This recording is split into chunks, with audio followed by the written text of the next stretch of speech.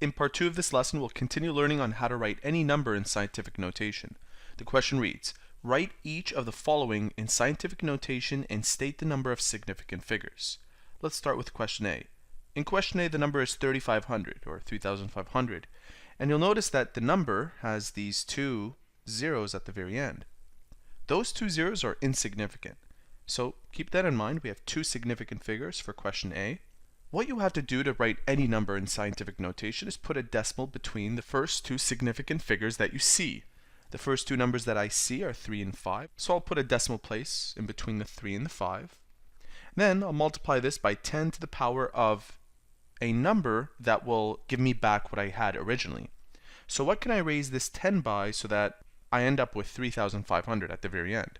We have 1, 2, 3 numbers following the decimal. Therefore, we have 10 to the power of 3. Let's move on to question B. So this is question A. Now we're on question B.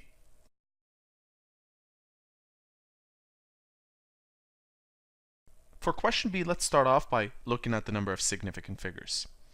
We have 1, 6, and this 0 at the very end. All three of these numbers, the 1, 6, and 0, are significant. So we'll say that this has three significant figures.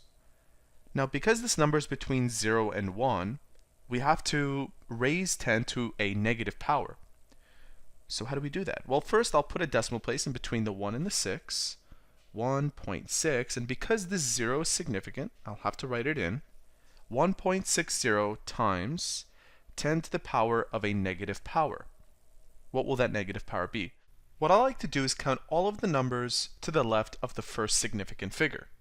So we have 1 0, another 0, 1, 2, 3, 4, 5. 5 0, so it's times 10 to the power of negative 5. In question C, our number is 425,000. Once again, these three zeros, for the same reason as in A, are insignificant. Therefore, we have three significant figures, and we'll put a decimal place in between the first two significant figures, where we have 4.25 times 10 to the power of 1, 2, 3, 4, 5. 5 numbers after that decimal place. Finally, moving on to question D, we have two significant figures here, the 8 and the 6, and notice that we have a number that's between 0 and 1. We don't have an example between negative 1 and 0, so let's make this one negative just to change things up a little bit.